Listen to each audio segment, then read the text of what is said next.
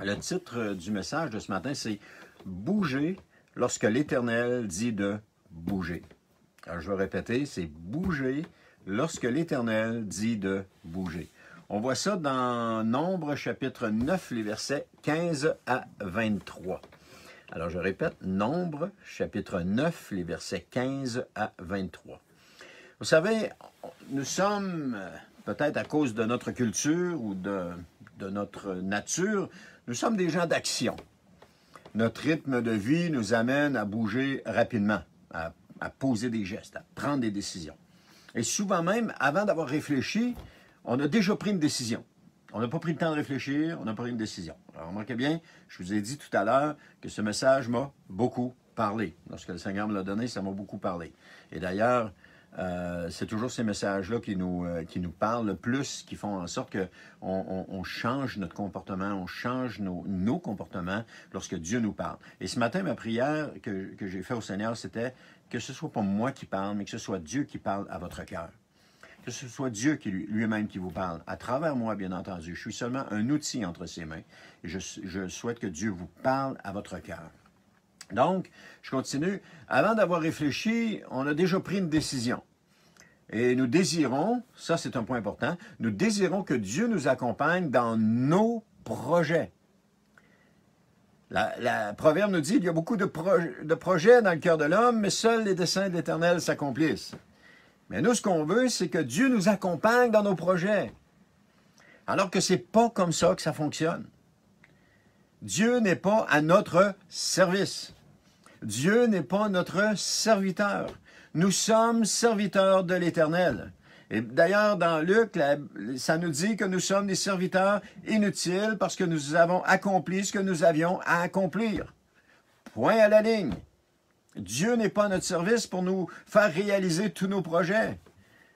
Il y a eu des doctrines qui ont sorti là-dessus où Dieu va t'accompagner, Dieu va te donner ci, va te donner ça, puis blablabla. Mais c'est pas de même que ça marche. C'est pas comme ça que ça fonctionne. Parce que Dieu veut au contraire que nous l'accompagnions dans ses projets et non l'inverse. On voit ça dans Jérémie chapitre 29, le verset 11. Ça nous dit, c'est Dieu qui parle à travers la bouche du prophète Jérémie, « Car moi, je connais les projets que j'ai conçus en votre faveur, déclare l'Éternel.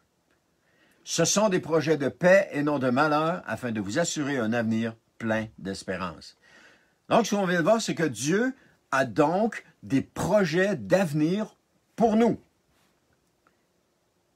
Ce n'est pas nos projets d'avenir que Dieu a. Dieu a des projets d'avenir pour nous. Pour remettre les choses dans leur contexte, remettre les choses à leur place. Parce que nous, les hommes, on a tendance à tout rapporter ça à nous, rapprocher ça à nous, puis concevoir ça pour nous, alors que c'est le contraire. On doit avoir les yeux fixés sur Dieu, et on doit être, comme Jésus était, serviteur de l'Éternel, et être prêt à faire ce que l'Éternel nous demande. Et Dieu dit qu'il y a des projets pour nous.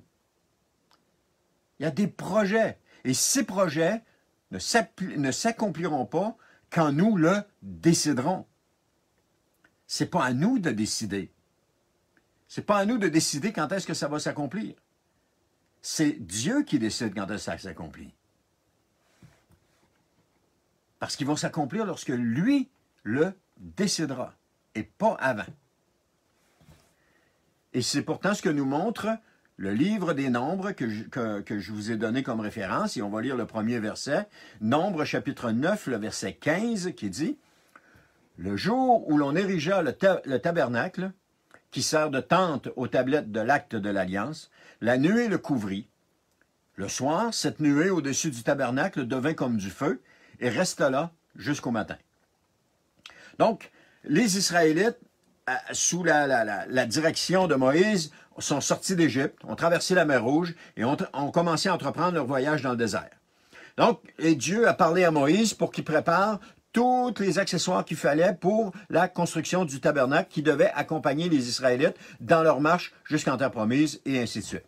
Donc, après avoir préparé tous les accessoires du tabernacle, de la tente de la rencontre, les Hébreux l'ont érigé et c'est à ce moment que la nuée est venue le couvrir. Ce qui me démontre que lorsqu'une personne naît de nouveau, parce que le tabernacle était quelque chose de nouveau qui naissait au milieu du peuple. Donc, lorsqu'il y a quelque chose de nouveau qui naît en toi, lorsqu'une personne naît de nouveau, l'Esprit de Jésus vient en elle. C'est ce que nous dit la parole de Dieu.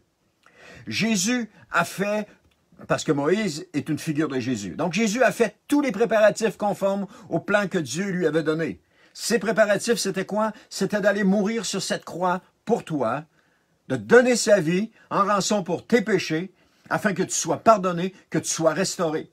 Et lorsque tu as accepté Jésus dans ton cœur, tu lui as dit, Seigneur Jésus, viens vivre en moi. Seigneur, je veux me soumettre à toi, je veux être ton serviteur, fais de moi ce que tu veux et dirige-moi là où tu veux. Tu es né de nouveau à partir du moment où tu as fait cette prière. Tu es né de nouveau en invitant Jésus à venir dans ton cœur et en lui demandant de pardonner tes péchés. Tu es né de nouveau. Et c'est à ce moment que l'Esprit de Jésus est venu habiter en toi. La nuée est venue en toi. Et aujourd'hui, cette nuée brille. La semaine dernière, je disais qu'il y avait un feu qui brûle en toi. Et ce feu, c'est le Saint-Esprit qui est en toi. Donc, le feu pour la nuit, la nuée pour le jour. Jésus représente la lumière. Amen, il est là pour le jour. Alors, Jésus est en toi présentement. Parce que Jésus a fait tous les préparatifs conformes au plan que Dieu lui avait donné. Comme je vous ai dit, il est mort sur la croix, il a donné sa vie, et ce n'est pas rien. Nombre 9, verset 16 nous dit, « Il en fut, en parlant de la nuée et du feu sur le tabernacle, il en fut continuellement ainsi. Le jour, la nuée couvrait le tabernacle, et pendant la nuit, elle avait l'apparence d'un feu. » Donc la nuée représente, comme je viens juste de vous dire, la présence de Dieu. Elle était constamment sur le tabernacle, nuit et jour. Jamais elle ne quittait le tabernacle. Elle était toujours là. D'ailleurs, Jésus a fait la promesse, je l'ai dit aussi dans les semaines qui ont passé, Jésus a fait la promesse de toujours être avec nous. On voit ça dans Matthieu. Il a fait la promesse de toujours être avec nous. Donc, c'est pas juste le jour, c'est pas seulement la nuit, ou c'est pas pendant toute la nuit, juste le jour, etc., ou quelques moments précis. Quand on se réunit ensemble, que l'équipe de louange fait la louange, on sent que Jésus est là. Non, Jésus, il est toujours là. Il en a fait de la promesse. Il est en toi, il est toujours là. Donc la nuée représente la présence de Dieu. Jésus en toi. Elle était constamment sur le tabernacle, nuit et jour. Jésus est constamment en toi, nuit et jour. Jamais elle ne quittait le tabernacle. Jamais Jésus ne te quitte. Tu peux peut-être le sentir ou ne pas le sentir, c'est une question de sentiment. Et quelqu'un disait qu'un sentiment, c'est un sens qui ment. Alors, la nuée, Jésus est toujours là en toi. Alors, comme lors de la consécration du temple de Salomon, la nuée a rempli le temple et le Seigneur ne le quittait plus. Pourtant, lorsqu'Hérode a construit le temple à Jérusalem, ça ne nous rapporte pas que la nuée est descendue dans le temple, que la présence de Dieu était là à ce moment-là. Ça ne nous rapporte pas ça. Mais pourtant, par rapport à Salomon, ça nous raconte ça. Pourquoi? Pourquoi ça? Parce que le temple de Salomon était un projet de Dieu, tandis que le temple d'Hérode n'était pas un projet de Dieu. Lorsque c'est un projet de Dieu, Dieu est là, à fond. Lorsque c'est un projet des hommes, Dieu n'est pas dedans. Lorsque nos projets sont nos projets personnels, pour nos fins personnelles, Dieu n'est pas dedans. Mais lorsque ce sont les projets de Dieu, que nous sommes associés avec Dieu, que nous marchons avec Dieu dans ce projet, Dieu est là. C'est son projet pour nous. Projet d'avenir et d'espérance. C'est ce que nous dit Jérémie. Alors de même, l'Esprit de Jésus est continuellement avec nous, nuit et jour, il est là, il ne vous quitte jamais. Il en a fait la promesse de toujours être avec vous. Alors le fait que Jésus soit là n'est pas une question, comme j'ai dit tantôt, de sentiment ou de sensation physique. Il est continuellement là, c'est une question de foi. Il en a fait la promesse et il tient toujours sa promesse. Que je le sente ou non, Jésus est là. Il dit, lorsque 2 ou 3 sont assemblés en mon nom, je suis au milieu d'eux. Aujourd'hui, présentement, nous sommes assemblés ici, virtuellement, mais assemblés en son nom, Jésus est avec nous. Ouais, mais je ne le sens pas. Tu n'as pas besoin de le sentir. Crois-le. Accepte-le par la foi. Jésus est là. En autre chose, Jésus a dit qu'il ne te délaisserait point, qu'il ne t'abandonnerait point. Il a dit qu'il serait toujours avec toi. Je serai chaque jour avec toi jusqu'à la fin du monde. Donc, s'il est chaque jour avec toi, il est là présentement dans le foyer où est-ce que tu es présentement. Il est là sur la chaise sur laquelle tu es assis ou sur le fauteuil sur lequel tu es assis en train de regarder cette vidéo. Il est là avec toi. C'est pas une question de sentiment. Oh, le pasteur il avait parlé un matin, je sentais la présence de Dieu. C'est un sentiment. Ça n'a rien à voir. Parce que Jésus, il est là, il est là, il est là, il est là, parce qu'il est là, il est là, ça finit là, il est là. On ne change pas ça. Jésus est là. Il est là. Est-ce qu'il est assez là? Je ne veux pas dire qu'il est là, là. Il est là. Donc, en ce moment même, il est avec vous. Puis la nuit passée, il était là. La nuit d'avant, le jour d'avant, il était là. Il est toujours là. Jésus est avec toi. Crois-le, reçois-le par la foi. Lorsque tu embarques dans ton auto, parle-lui, Jésus est là. Lorsque tu t'en vas à ton travail, parle-lui, Jésus est là. Lorsque tu commences à travailler, parle-lui, Jésus est là. Lorsque tu vas dans la douche, garde ton costume de bain parce que Jésus est là. Non. Mais Jésus, il est là. Il est toujours là. Il est toujours là. La dernière expression, c'était une blague, là. Hein? C'était pas sérieux, c'était une blague. OK, Nombre 9, 17 nous dit « Chaque fois que la nuée s'élevait au-dessus de la tente, les Israélites levaient le camp, et là où elle s'arrêtait, ils dressaient leur campement. » Donc, les Israélites obéissaient à la nuée. Ils faisaient ce qu'elle voulait. Si elle s'élevait au-dessus de la tente, les Israélites levaient le camp, puis si elle s'arrêtait, les Israélites dressaient leur campement. C'est aussi simple que ça. Souvent, on se retrouve dans des problèmes parce que nous avons décidé d'aller avant que Dieu vienne. Mais je vais en parler un petit peu plus loin. Donc, les Israélites obéissaient à la nuée, ils faisaient ce qu'elle voulait. Elle s'élève, on part, elle reste là, on ne part pas. Aujourd'hui, nous ne comptons pas beaucoup sur le Seigneur. Oh, on dit qu'on compte sur le Seigneur. On dit qu'on s'attend à Dieu. On ne compte pas beaucoup sur le Seigneur. Parce qu'on bouge avant le Seigneur.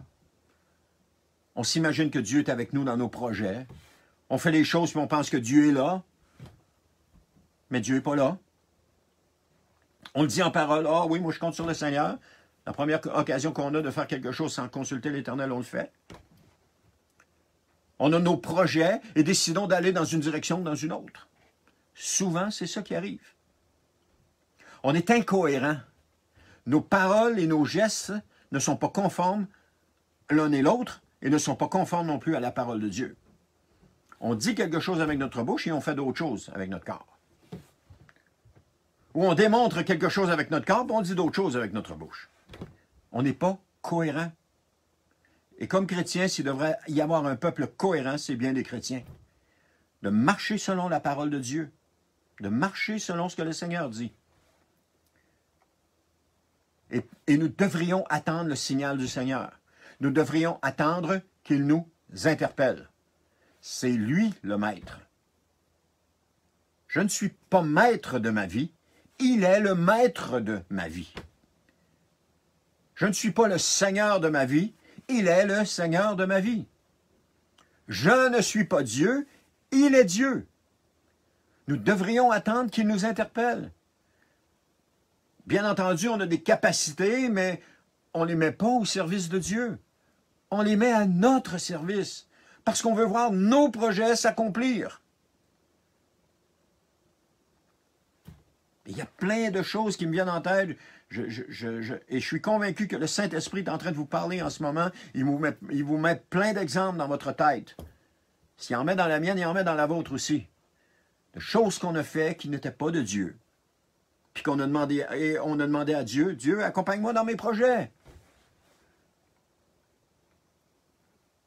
Parce qu'on veut voir nos projets s'accomplir. Trop souvent, notre prière est, Seigneur, accompagne-moi dans ce projet. En apparence, ça semble louable. Mais honnêtement, c'est non conforme à la parole de Dieu. Ce n'est pas à Dieu de nous accompagner dans nos projets. C'est à nous d'accompagner Dieu dans ses projets. Lorsque la nuée bougeait, les Israélites bougeaient. Il devrait en être de même pour les croyants encore aujourd'hui. Attendre le signal de Dieu avant de bouger. Et je vous parle par expérience, parce que j'en ai fait l'expérience, et trop souvent même à mon goût, de bouger avant que Dieu le mentionne. Vous pensez que je ne vous entends pas, vous qui êtes dans votre chaise présentement, qui êtes en train de dire « Oh, ils sont le sait ». Là, je vous ai tout entendu. C'est une expérience que je veux plus revivre.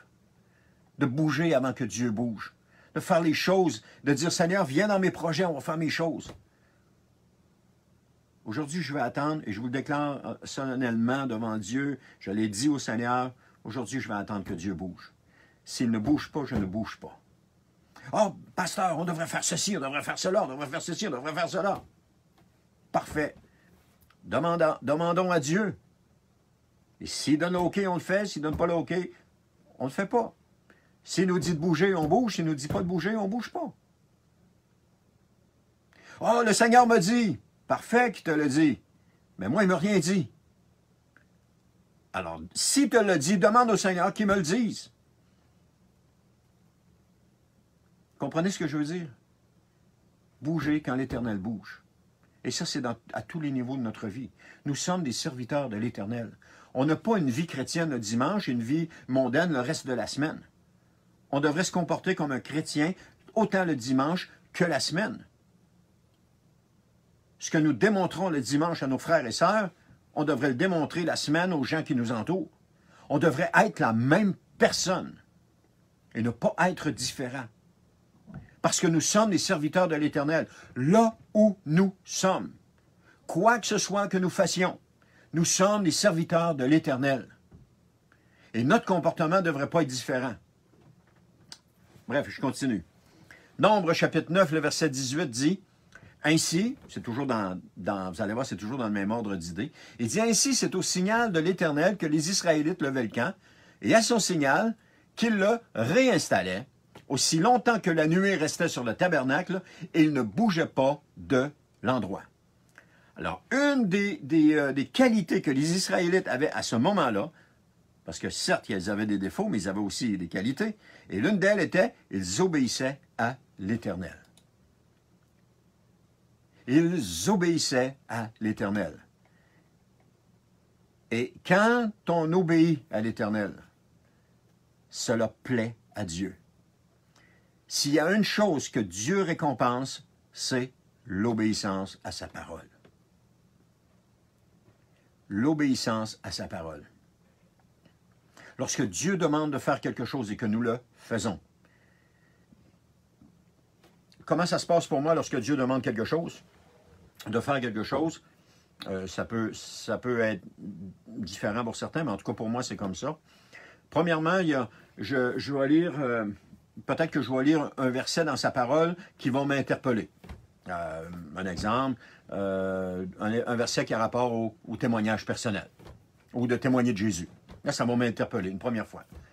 Ensuite de ça, il va arriver une autre source, une deuxième fois, d'une autre source différente, où est-ce qu'il va avoir le même message, mais dit dans des mots différents. Et là, je sens que le Seigneur commence à me parler. Et une troisième source différente va généralement arriver avec le même message et encore des mots différents, ou parfois même avec le même passage que j'ai vu dans la parole, sans qu'il sache, pour venir confirmer que c'est ça que Dieu veut que je fasse. Je me souviens une fois où est-ce que Dieu me demandait de témoigner. Plusieurs choses que j'ai vues, que je devais témoigner. Alors je disais, « OK Seigneur, à qui tu veux que je témoigne? À qui tu veux que je témoigne? » Puis là, Et savez-vous, quand est-ce que c'est arrivé? Et à partir du moment où est-ce que c'est arrivé, Dieu voulait que je parle à une personne en particulier. Je ne savais pas laquelle. Il voulait que je parle à une personne en particulier. Un matin, je suis arrivé dans la cour de la compagnie BMR où est-ce que je travaillais. Et puis, on avait des clôtures qui fermaient la cour. Et il y avait de l'espace pour stationner un camion devant les clôtures. Et généralement, les camions qui arrivaient dans la nuit ou qui arrivaient tard le soir se stationnaient juste devant la clôture. Et puis, le lendemain matin, quand les gars arrivaient, ils ouvraient la clôture, puis ils pouvaient rentrer le premier, puis il allait être le premier à être déchargé. Et ce matin-là, je suis arrivé, et effectivement, il y a un camion là, mais il bloque les deux allées. Je suis incapable de sortir. Je ne suis même pas capable d'ouvrir la barrière pour pouvoir sortir avec mon camion.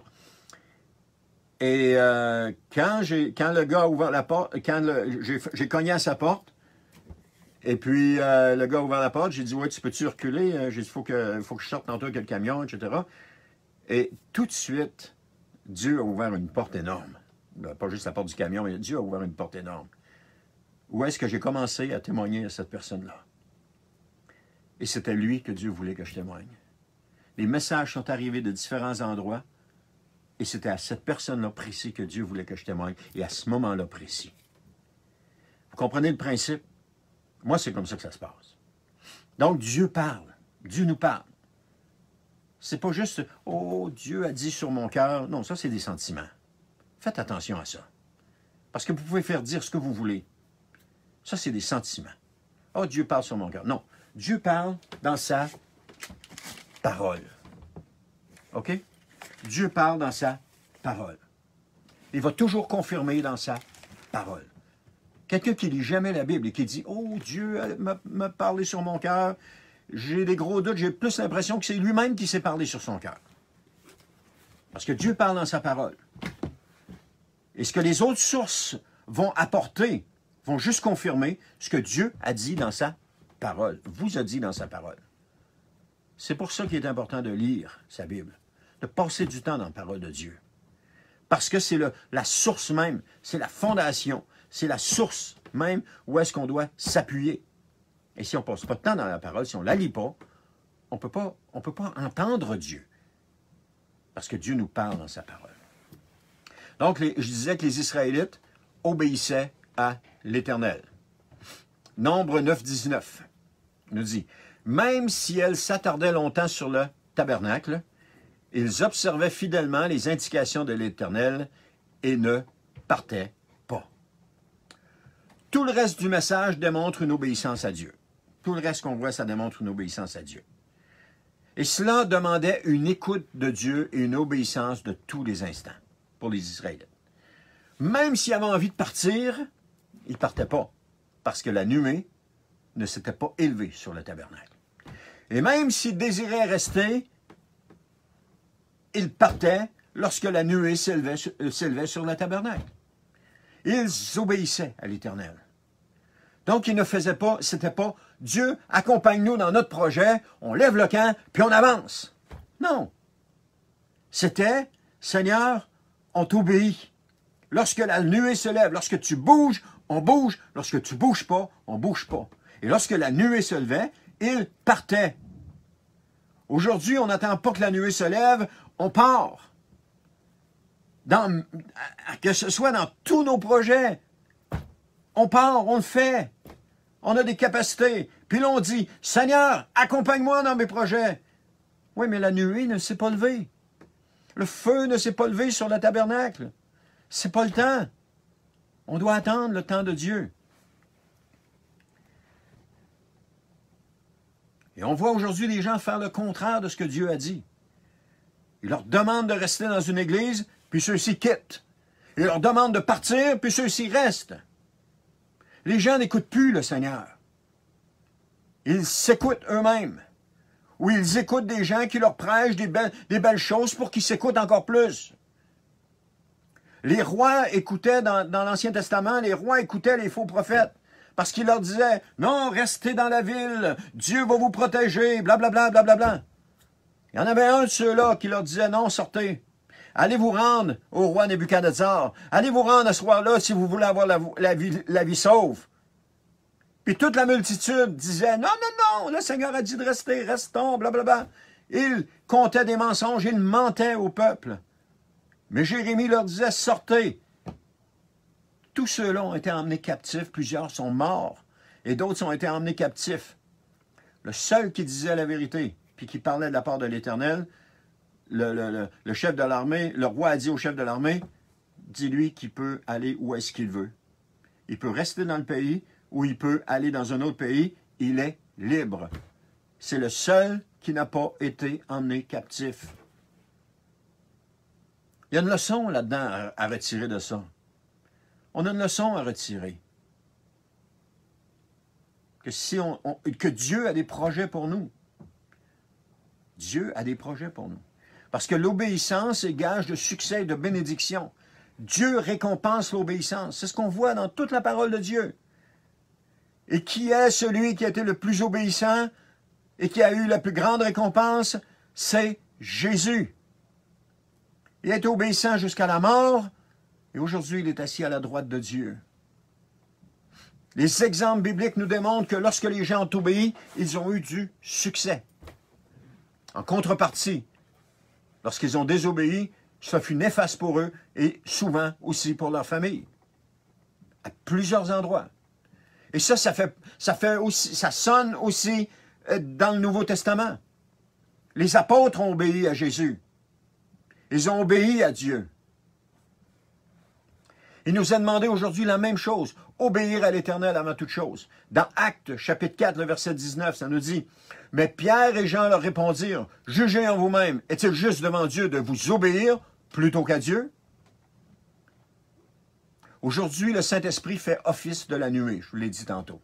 Et votre corps est le tabernacle de Dieu, l'endroit où il réside. C'est ce que Paul nous dit, que notre corps est le temple du Saint-Esprit. C'est l'endroit où est-ce qu'il réside. Avant de prendre une décision, il convient de consulter l'Éternel, de savoir ce que Dieu pense de la situation. David, ce grand conquérant, ce grand homme de guerre, se demandait s'il devait aller au combat, oui ou non. Et l'Éternel lui répondait. Ensuite, l'Éternel répondait parfois oui, des fois non. Mais lorsque l'Éternel répondait oui, il demandait ensuite, est-ce que je vais avoir la victoire? Et Dieu lui répondait. David consultait l'Éternel avant de poser un geste. Donc, avant de prendre une décision, demandons la volonté du Seigneur. Demandons-lui sa volonté. Soyons sages. Prenons toujours un temps dans sa présence pour demander, mais aussi pour écouter. Il sera plus sage de faire ainsi pour ne pas se retrouver dans des situations embarrassantes. Quelqu'un me disait un jour, dans le doute, on s'abstient. Ou dans le doute, ne bouge pas. Donc, s'il y a du doute, tu t'abstiens, tu ne bouges pas. Donc, pour que les Israélites bougent, il fallait que la nuée ait bougé auparavant. Sans ce signe, ils ne bougeaient pas. Notre style de vie est à l'opposé de la parole de Dieu.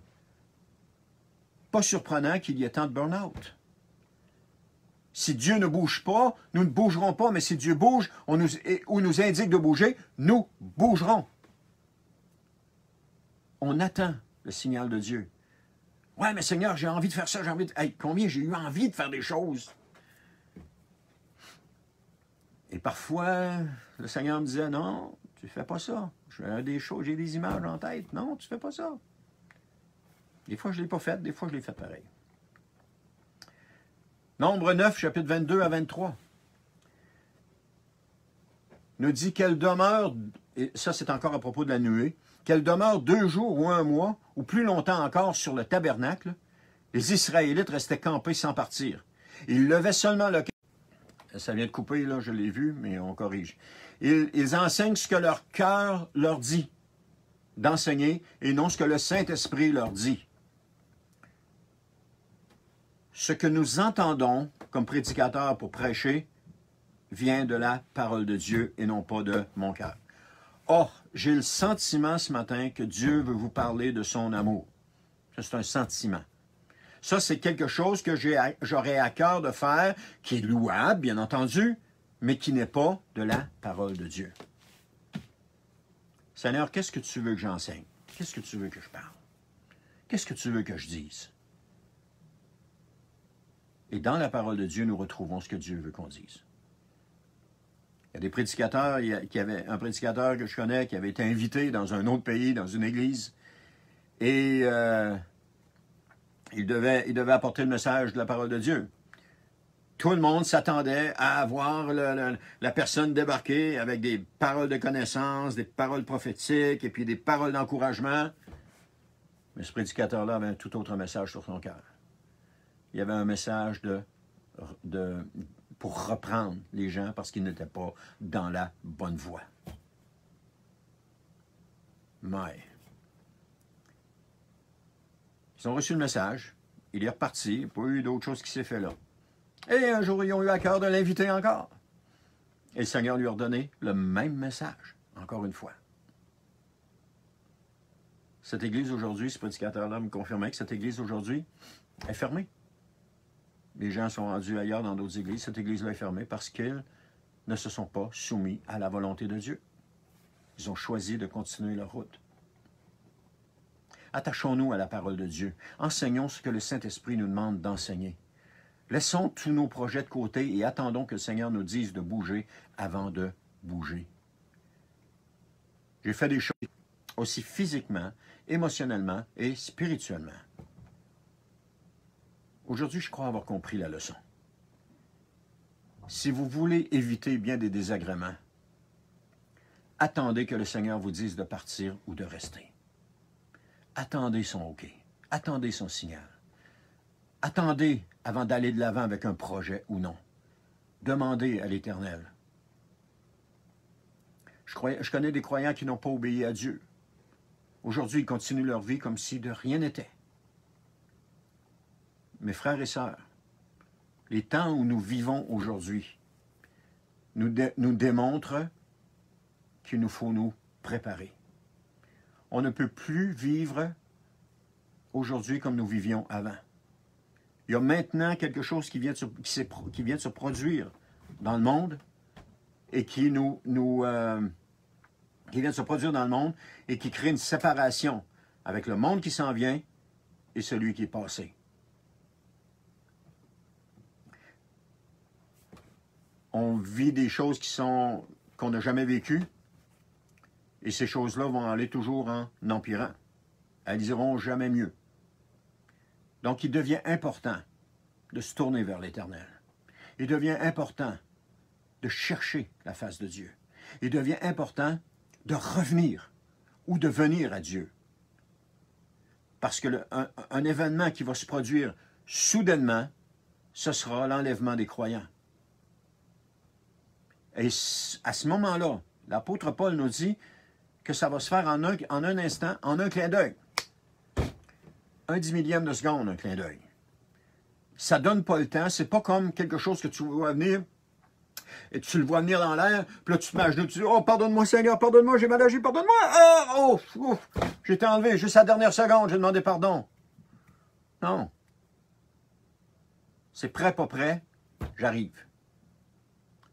Alors, la parole de Dieu nous encourage à nous tenir prêts. Soyons prêts. Tenons-nous prêts. Revenons à l'Éternel. Obéissons à l'Éternel.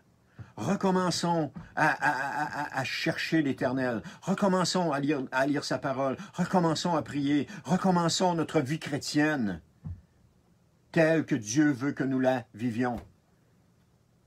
Parce que soudainement, les croyants sur cette terre vont être enlevés. Il sera trop tard à ce moment-là. Vous ne pourrez plus faire volte-face. Lorsque les croyants sont enlevés, le Saint-Esprit est enlevé aussi. Et ça, c'est ce qui retient l'esprit du mal. L'Église, c'est ce qui retient, et le Saint-Esprit, c'est ce qui retient l'Église du mal présentement. Enlève l'Église, enlève le Saint-Esprit, et le mal a le champ libre. Il sera trop tard à ce moment-là. Le temps est venu de revenir à l'Éternel. Le temps, il nous pardonnera et nous rétablira. Parce que Dieu est un Dieu de miséricorde.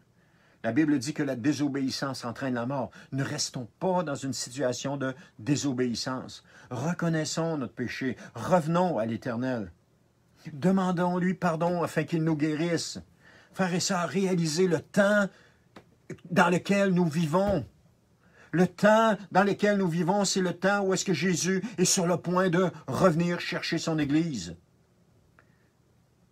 Et lorsqu'il va revenir chercher son Église, comment nous trouvera-t-il? Où est-ce que nous en serons spirituellement? Ce n'est plus le temps de s'attacher aux choses de ce monde. C'est le temps de s'attacher à Dieu. C'est de s'attacher à Jésus. C'est plus le temps de s'attacher aux choses de ce monde. C'est plus le temps d'accumuler des richesses parce que Jésus revient bientôt. Soudainement, l'enlèvement va se produire. Soudainement, c'est ce que la parole de Dieu nous dit. Et il va être trop tard à ce moment-là. Trop tard pour demander pardon, trop tard pour quoi que ce soit. Alors, frères et sœurs, je vous lance cet appel. Revenez à l'Éternel. Revenez à l'Éternel de tout votre cœur. Bougez lorsque Dieu bouge. Revenez à Dieu maintenant et attendez le signal de Dieu pour bouger. Cherchez pas à accumuler des richesses.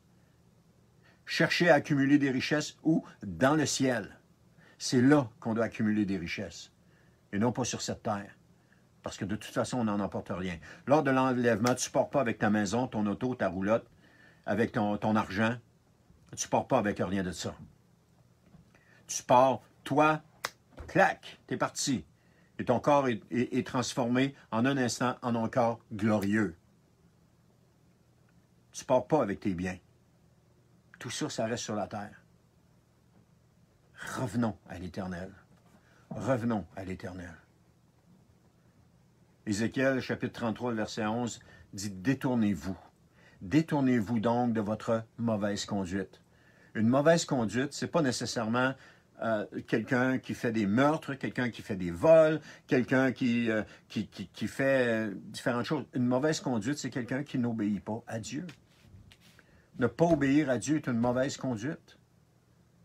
Si nous ne sommes pas en train de lui obéir, notre conduite n'est pas honorable.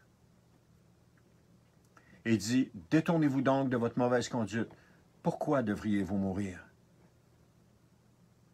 L'appel est clair ce matin. L'appel est clair à bouger lorsque l'Éternel bouge et à ne pas bouger s'il ne bouge pas. C'est-à-dire que c'est fini nos projets, ce sont ses projets. C'est fini nos ambitions, ce sont ses ambitions. C'est fini nos désirs, ce sont ses désirs. C'est fini quoi que ce soit qui nous appartient, ça lui appartient. Si j'ai donné ma vie, je lui ai donné ma vie entièrement. Pas juste à moitié, pas juste un peu, mais je lui ai donné entièrement. Elle lui appartient. Je suis un serviteur. Il n'est pas à mon service. Il n'est pas à mon service. Je suis à son service. Amen. Terminons en prière, si vous voulez bien. Seigneur, je te remercie pour ce temps. Je te remercie, Seigneur, pour ceux et celles qui ont entendu ou qui vont entendre ce message. Seigneur, je te prie de mettre ce sentiment dans nos cœurs que nous devons être prêts. De mettre ce sentiment dans nos cœurs plus important que n'importe quoi d'autre, que nous devons être prêts parce que tu reviens bientôt. De mettre ce gage dans notre cœur présent, de t'obéir plus que n'importe quoi, plus que tout. Seigneur, je te prie de venir à notre aide. Parce que, Seigneur, trop longtemps, nous t'avons désobéi. Trop longtemps, Seigneur, nous ne t'avons pas servi. Trop longtemps, nous avons cherché notre propre intérêt. Nous avons cherché nos propres désirs. Au lieu de chercher tes intérêts, de chercher tes désirs, de chercher à te plaire, on a cherché à se plaire. Au lieu de chercher à t'aimer, on a cherché à s'aimer davantage. Alors, Seigneur, viens nous aider à revenir à toi. Viens nous aider à voir clair dans cette situation. Viens nous aider à nous faire voir clair dans cette situation. Seigneur, on te désobéit et je te demande pardon. Je te demande pardon, Seigneur, pour mes frères et mes sœurs qui t'ont désobéi. Je te demande pardon pour eux. Je te prie, Seigneur, que tu les rétablisses dans tes voies. Je te prie, Seigneur, que tu augmentes en eux leur premier amour. Je te prie, Seigneur, que tu recrées en eux leur premier amour, comment ils étaient zélés pour toi, comment ils étaient remplis d'amour pour toi, combien dans leur cœur ça bouillait pour toi, et combien ils étaient prêts à déplacer des montagnes pour toi, si tu leur avais demandé. Alors, Seigneur, je te prie, Seigneur, que tu les rétablisses dans ce premier amour. Que tu les rétablisses, Seigneur, pour qu'il y ait un amour qui soit plus abondant, plus débordant pour toi. Je te prie, Seigneur, que tu mettes ce sentiment d'urgence, que tu reviens bientôt et qu'ils doivent être prêts. Je te prie, Seigneur, fortifie-les, encourage-les, Seigneur. Alléluia, Seigneur. Alléluia, Seigneur, on a besoin de toi. Et je te remercie. Et c'est dans le nom de Jésus que je t'ai prié, Père. Amen. Alors, merci pour ce temps. Merci d'avoir écouté jusqu'ici. Que Dieu vous bénisse. On se revoit mercredi à 19h. On allait toujours sur Centre chrétien Alma. Et d'ici là, que Dieu vous bénisse. Je sais que Dieu a encore quelque chose, un bon message pour nous. Que Dieu vous bénisse, qu'il vous garde, qu'il vous accompagne, qu'il vous protège. Et si quoi que ce soit que vous deviez entreprendre, que Dieu soit avec vous. Alors, dans le nom de Jésus, bonne semaine, frères et sœurs, et on se voit mercredi. Bye.